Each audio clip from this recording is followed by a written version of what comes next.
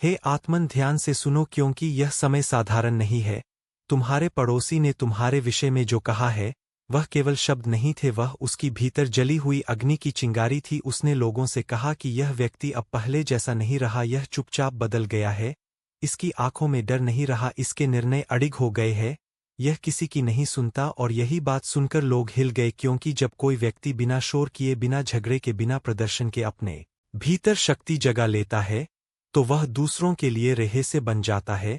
तुम्हारे पड़ोसी ने यह भी कहा कि यह व्यक्ति अब रोता नहीं, गिड़गिड़ाता नहीं, किसी से सहारा नहीं मांगता, बल्कि अकेले आगे बढ़ रहा है।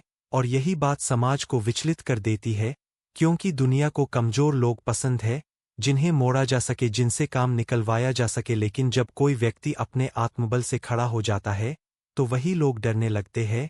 उसने यह कहा कि अब यह व्यक्ति हमारे नियंत्रण में नहीं रहा, इसकी किस्मत करवट ले रही है। और यही बात सुनकर सभी लोग सन्न रह गए, क्योंकि उन्हें पहली बार यह एहसास हुआ कि जिस व्यक्ति को वे साधारण समझते थे वह भीतर से असाधारण बन चुका है। हे आत्मन, यह मत सोचो कि यह बातें नकारात्मक है, यह प्रमाण है कि तुम्हारी साधना, तुम्हारा धैर्य और तुम्हारा मौन काम कर रहा है।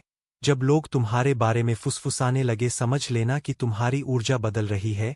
तुम्हारे पड़ोसी ने यह भी कहा कि इसके पास अब उत्तर नहीं है, पर यह फिर भी शांत है। और यह बात सबसे खतरनाक होती है, क्योंकि जो व्यक्ति उत्तर देने से पहले मौन चुन ले वह युद्ध जीत चुका होता है। लोगों ने जब उससे पूछा कि ऐसा क्यों लगता है, तो उसने कहा कि अब यह व्यक्ति चोट खाकर टूटता नहीं बल्कि और मजबूत हो जाता है। यह सुनकर कई लोगों के चेहरे उतर गए, क्योंकि उन्हें अपनी ही कमजोरी दिखने लगी है। आत्मन, याद रखो, जब दूसरे तुम्हारे विषय में डर और आश्चर्य के साथ बात करने लगे तो समझ लो कि हनुमान तुम्हारे साथ खड़े हैं। यह वही अवस्था है जहां शत्रु बिना युद्ध के हारने लगता है।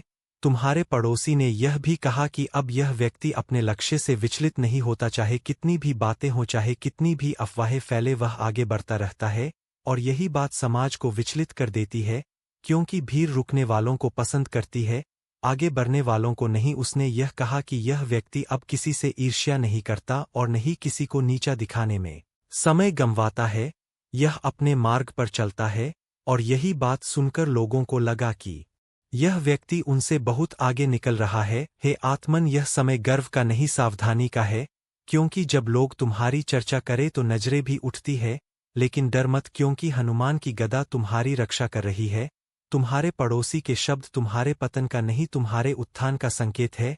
उसने यह भी कहा कि अब यह व्यक्ति भगवान पर छोड़ चुका है, और जो व्यक्ति भगवान पर छोड़ देता है उसे कोई हिला नहीं सकता। यह सुनकर कई लोगों के मन में भय आ गया, क्योंकि उन्होंने समझ लिया कि अब यह व्यक्ति किसी भी परिस्थिति में टूटने वाला नहीं है। हे आत्मन, याद रखो, जब तुम्हारी निंदा भी होने लगे और प्रशंसा भी, तो समझ लेना कि तुम मध्य मार्ग से ऊपर उठ चुके हो। अब तुम्हारा परीक्षण बड़ा होगा, लेकिन विजय भी निश्चित होगी। हनुमान कहते हैं, डरो मत, आगे बढ़ो, क्योंकि जो लोग आज तुम्हारे विषय में हिल गए हैं वही कल तुम्हारे सामने मौन खड़े मिलेंगे, और यही तुम्हारी सबसे बड़ी जीत होगी।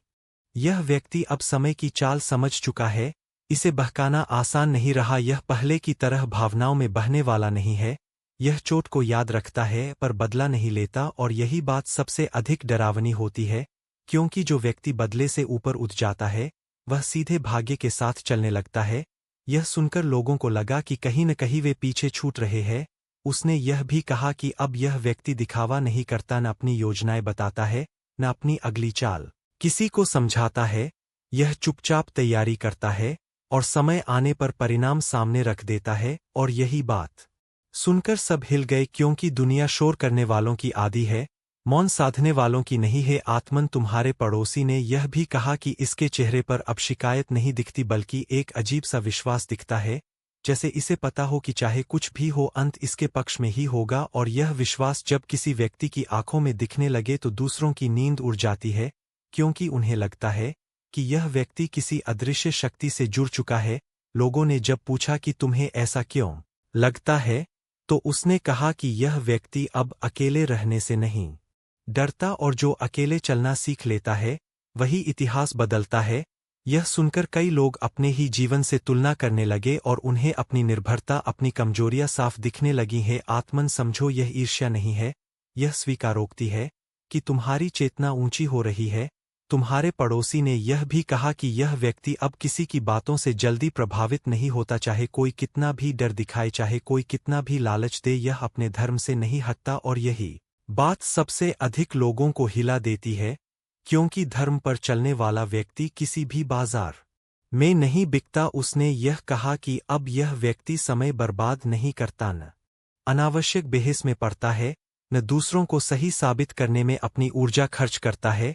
यह केवल कर्म करता है और फल भगवान पर छोड़ देता है। यह सुनकर कई लोगों के मन में डर बैठ गया, क्योंकि उन्होंने समझ लिया कि अब इसे हराना आसान नहीं है। हे आत्मन, यह वही अवस्था है जहां हनुमान स्वयं तुम्हारी परीक्षा ले रहे हैं कि क्या तुम इस शक्ति को संभाल पाओगे या नहीं। याद रखो, शक्ति आने पर विनम्रता आवश्यक है, क्योंकि अहंकार आते ही रक्षा हट जाती है। तुम्हारे पड़ोसी ने यह भी कहा कि अब यह व्यक्ति लोगों की सच्चाई जल्दी पहचान लेता। इसे झूठी मुस्कान, झूठे रिश्ते और नकली सहानुभूति साफ दिख जाती है, और यही बात समाज को असहज कर देती है, क्योंकि अधिकतर लोग मुखौटों के सहारे ही जीते हैं। उसने कहा कि इसके शब्द कम हो गए हैं, लेकिन जब बोलता है तो सीधे भीतर तक लगते हैं। यह सुनकर सब समझ गए कि यह व्यक्ति अब शब्दों का नहीं, ऊर्जा का प्रयोग करता है। हे आत्मन, मत घबराओ जब लोग तुम्हारे बारे में ऐसी बातें करें, क्योंकि यह संकेत है कि तुम्हारी आत्मा ने नया स्तर छू लिया है।